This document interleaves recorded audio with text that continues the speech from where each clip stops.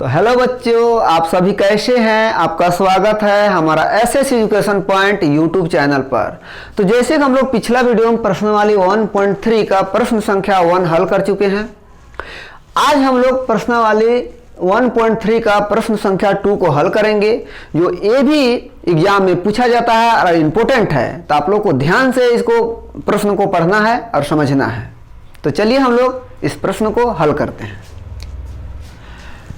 तो सिद्ध कीजिए कि 3 + √5 एक अपरिमेय संख्या है। तो हम लोग पिछले वीडियो में ही परिमेय और अपरिमेय संख्या के बारे में परिचित हो चुके हैं, तो आप लोग को डाउट नहीं होना चाहिए।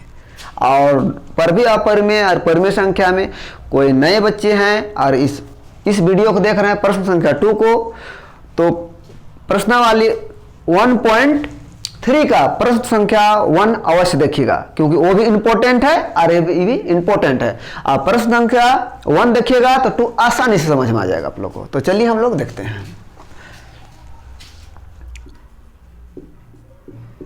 माना कि हल में लिखने हैं, तो क्या लिखेंगे हम लोग? 3 + √5 एक परिमेय संख्या है। परिमेय संख्या है। आप यहां पर समझना है कि परिमेय संख्या क्यों लिखे।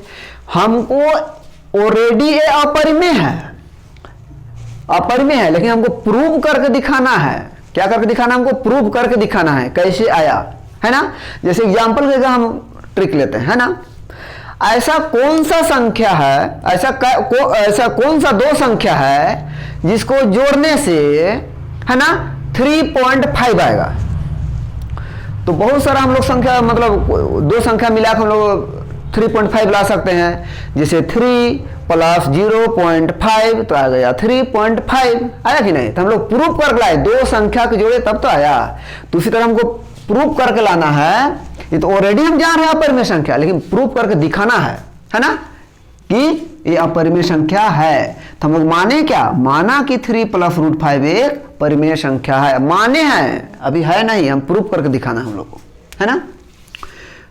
तो चूंकि परिमेय संख्या बराबर क्या होता है? P/Q, जहां P और Q एक का है पूर्णांक है, तथा P = 0 और Q = 0 नहीं है, यानी Q बराबर 0 नहीं होना चाहिए। अब फिर से क्वेश्चन हम लोग पढ़ते हैं। माना कि 3 + √5 को क्या माने हैं? परिमेय संख्या। तो यहां पर क्या लिखा हुआ है? परिमेय संख्या। तो उसका नीचे हम लोग पुट कर देंगे, यानी रख देंगे। तो 3 + √5 रख दें, इसको बराबर है तो बराबर P/Q। अब पिछला वीडियो हम लोग का के दोनों तरफ वर्ग किए थे, तो क्या था? ये क्वेश्चन में सिंगल था √5 ना, इसमें सिंगल नहीं है, इसमें प्लस माइनस की बात है ना, प्लस है, इसलिए ये अलग टाइप का बनेगा। तो क्या करेंगे? √5 को छोड़ देंगे, बराबर है तो बराबर P/Q। ये प्लस है, +3, तो उधर जाके क्या हो जाएगा? -3। इसके बारे में बताए थे आप लोग को। यहाँ प्लस है, यहाँ बराबर है और यहाँ माइनस है। आप ध्यान देंगे, प्लस की इक्वल के उस साइड ले जाएंगे तो क्या हो जाएगा? माइनस। अब माइनस को इस तरफ ले लाएंगे तो क्या हो जाएगा? प्लस। तो प्लस माइनस के बारे में हम लोग परिचित हो चुके हैं। तो +3 था, उधर जाकर होगा -3। √5 को मतलब अलग करना था। अब थोड़ा सा ध्यान देना हम लोग को। अतः पहले इसको लिखना है। अब ध्यान दें, इसमें रूट तो नहीं है, तो ये परिमेय संख्या है। बिना रूट वाला संख्या क्या होता है? परिमेय संख्या। अरे रूट में है अभाज्य संख्या, इसलिए क्या है? अपरिमेय संख्या। अब थोड़ा सा समझना है, एक तरफ हो गया परिमेय संख्या और एक तरफ हो गया क्या? अपरिमेय संख्या, तो है ना। तो इसको कैसे लिखते हैं हम लोग? P/Q -3 एक परिमेय संख्या है, एक परिमेय संख्या है। इसलिए रूट फाइव एक परिमेय संख्या होगा जो कि विरोधाभास है, विरोधाभास है। अतः क्वेश्चन उत्तर देना है 3 प्लस रूट 5 एक अपरिमेय संख्या होगा, अपरिमेय संख्या होगा। यहीं पर आप लोग हो जाता है, सिद्ध हो जाता है और आंसर भी हो जाता है। कितना आसानी समझ में आया ना। पिछला वीडियो अगर देखे होंगे आप लोग प्रश्न संख्या 1 तो 2 तो एकदम बिल्कुल आसानी से आप लोग समझ में आ गया होगा। अब देखिए हम बताए थे ना आप लोग को विरोधाभास मतलब क्या होता है, हमारा मान्यता गलत है, क्योंकि एक तरफ है परिमेय और एक तरफ है अपरिमेय और बीच में क्या है इक्वल। इक्वल मतलब का दोनों साइड बराबर होना चाहिए, है ना। तो एक तरफ हो गया अपरिमेय और एक तरफ का हो गया अपरिमेय, इसीलिए यहां पर लिखा गया है विरोधाभास। इसलिए 3 प्लस रूट 5 एक का है, अपरिमेय संख्या है। तो बच्चों आप लोग को यहां तक समझ में आ गया होगा। 1/√2 को हम लोग हल करते हैं। तो माना कि 1/√2 एक परिमेय संख्या है। हमको सिद्ध करके लाना है क्या, अपरिमेय संख्या। क्या लाना है, अपरिमेय संख्या। और है ही अपरिमेय संख्या, लेकिन हमको प्रूफ करके सिद्ध करके लाना है ना। तो माने हम लोग क्या, पहले परिमेय संख्या माने हैं। चूंकि परिमेय संख्या बराबर क्या होता है, P/Q, जहां P बराबर 0 और Q बराबर नॉट 0 तथा P और Q पूर्णांक है, पूर्णांक है। अच्छा यहां पर थोड़ा सा समझना है, P और Q पूर्णांक है, इसको पहले हम लोग लिखे जहां P और Q पूर्णांक है, P बराबर 0 और Q बराबर 0 नहीं है, या ऐसे भी लिख सकते हैं हम लोग कि P और Q पूर्णांक है, P बराबर 0 और Q बराबर 0 नहीं है। तो परिमेय संख्या का माने हम लोग 1/√2, इधर क्या लिखेंगे हम लोग P/Q। अब क्या करेंगे हम लोग 1/√2, इसको हम लोग परिमेयकरण करेंगे। परिमेयकरण का मतलब क्या होता है, ऊपर भी लिखना है √2 और नीचे भी लिखना है हम लोग √2 और इधर लिखना है P/Q। नीचे वाला √2 को 2 बार लिखते हैं। परिमेयकरण हम लोग 9 क्लास में ही पढ़ चुके हैं। जैसे एग्जाम्पल के लिए 1/√2, इसको ऊपर भी लिखना है √2 और नीचे भी लिखना हम लोग √2। नेक्स्ट बार ऊपर ऊपर गुना करेंगे तो क्या आ गया √2 और नीचे का आ जाएगा 2। हम लोग जानते हैं कि सेम संख्या से गुना करने से क्या होता है, रूट हट जाता है। तो इस प्रकार से नीचे √2 है तो इसको ऊपर भी लिखना है और नीचे भी। तो गुना करेंगे ऊपर ऊपर तो क्या बनेगा √2 और नीचे क्या बनेगा 2। सेम गुना करते हैं। तो और भी बता देते हैं, जैसे √3 गुना √3 बराबर क्या होगा 3। पिछला वीडियो में भी हम लोग पढ़ चुके हैं। √5 गुना √5 बराबर क्या होता है 5।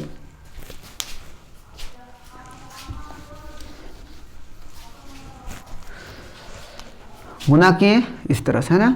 नेक्स्ट लिखे हम लोग P/Q। अब क्या करेंगे हम लोग √2 को छोड़ देंगे, तो जैसे क्रॉस मल्टीप्लाई करेंगे तो इस तरफ जा रहा है और इस तरफ जा रहा है ना। तो सिर्फ मात्र 2 को ही ले जाएंगे इस तरह से, तो नहीं बनेगा 2P और नीचे छोड़ देंगे हम लोग Q को छोड़ देंगे। इसको मल्टीप्लाई नहीं कर रहे हैं, गुना करेंगे तो इस तरह आ जाएगा, है ना। लेकिन गुना हम लोग नहीं कर रहे हैं। तो फिर से देखिए क्यों ना गुना कर रहे हैं, क्यों √2 को हम लोग अलग करना है, √2 को क्या करना है हम लोग अलग करना है, तब तो बनेगा एक तरफ परिमेय और एक तरफ अपरिमेय। अतः क्या लिखना है हम लोग को 2p/q, 2p/q एक परिमेय संख्या है, परिमेय संख्या है। इसलिए √2 भी एक परिमेय संख्या होगा। याद रखना है ये परिमेय संख्या है, क्या है अपरिमेय संख्या। तो लिखा गया कैसे 2p/q एक परिमेय संख्या है, ये है, और इसलिए √2 एक परिमेय संख्या होगा, होगा है नहीं होगा, याद रखना है। अतः हम लोग क्वेश्चन उत्तर देंगे 1 परिमेय संख्या होगा जो कि विरोधाभास है, जो कि विरोधाभास है। अतः विरोधाभास मतलब जानते हैं हम लोग ना कि हमारे मान्यता गलत है, क्योंकि यहां बराबर लगा हुआ है, एक तरफ परिमेय और एक तरफ क्या है अपरिमेय, इसलिए हम लोग लिखते हैं विरोधाभास।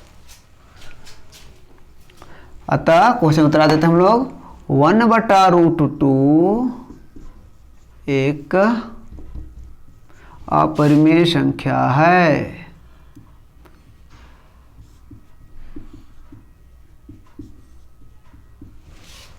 यहीं पर हम लोग को हो जाता है सिद्ध, यानी कि आंसर।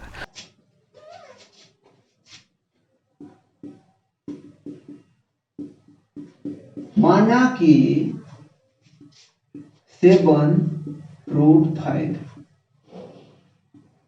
एक परिमेय संख्या है, परिमेय संख्या है, क्योंकि परिमेय संख्या बराबर क्या होता है p/q, जहां p और q एक पूर्णांक है तथा p बराबर 0 और q बराबर 0 नहीं है, q बराबर 0 नहीं है। चलो पिछले क्वेश्चन में भी हम लोग पढ़ चुके हैं।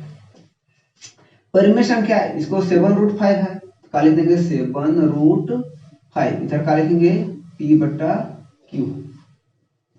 नेक्स्ट √5 को हम लोग छोड़ देंगे तो p, अरे गुना में है ना, कहाँ जाएगा डिवाइड में, यानी 7q बन जाएगा, p/q 7 कहाँ जाएगा नीचे, तो बन गया 7q। फिर से ध्यान देना है एक तरफ है रूट और एक तरफ है बिना रूट, यानी परिमेय संख्या, अरे क्या है अपरिमेय संख्या है। अतः p/7q एक परिमेय संख्या है, परिमेय संख्या है। इसलिए √5 भी एक परिमेय संख्या होगा, होगा √5 एक परिमेय संख्या होगा, है नहीं होगा, जो कि विरोधाभास है।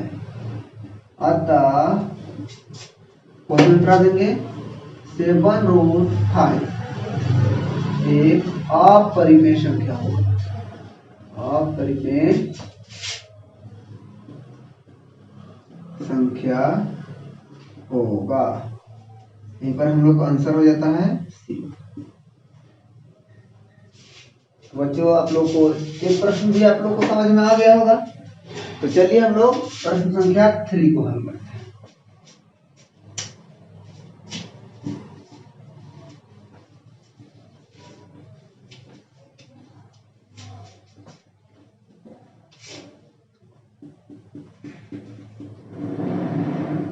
माना कि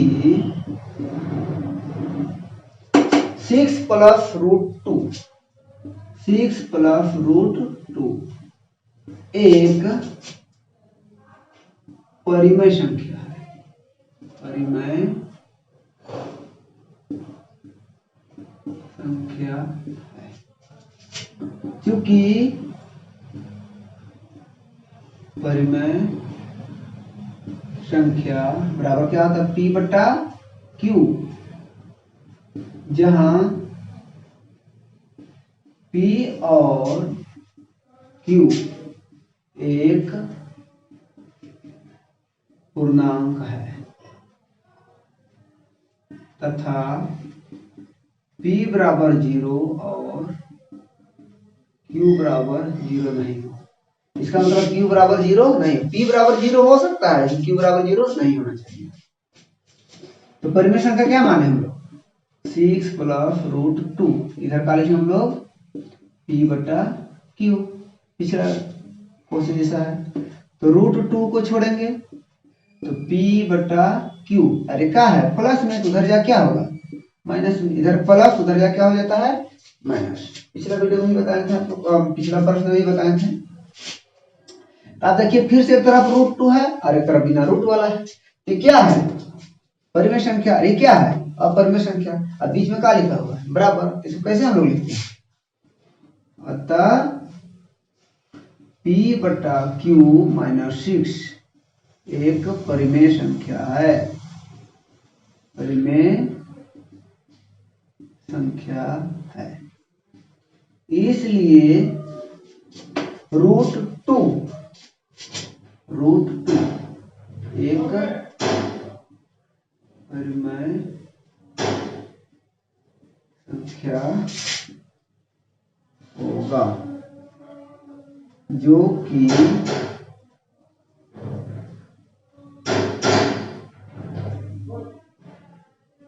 विरोधाभास है। अतः क्वेश्चन उत्तर देंगे यहाँ पर 6 प्लस रूट टू एक क्या होगा अपरिमेय संख्या होगा। अपरिमेय संख्या होगा, यहीं पर हम लोग कौन हो जाता है आंसर हो जाता है। तो बच्चों ये प्रश्न यहाँ तक आप लोग को ये समझ में आ गया होगा, और नहीं समझ में आएगा तो वीडियो को दोबारा देखिएगा, आप लोग आसानी से समझ में आ जाएगा। अरे वीडियो आप लोग कैसा लगा, यदि अच्छा लगा तो लाइक कमेंट और शेयर कीजिए, और हमसे जुड़े रहने के लिए हमारा YouTube channel SS education point को सब्सक्राइब करिए। फिर मिलते हैं हम नेक्स्ट वीडियो में, बाय बाय।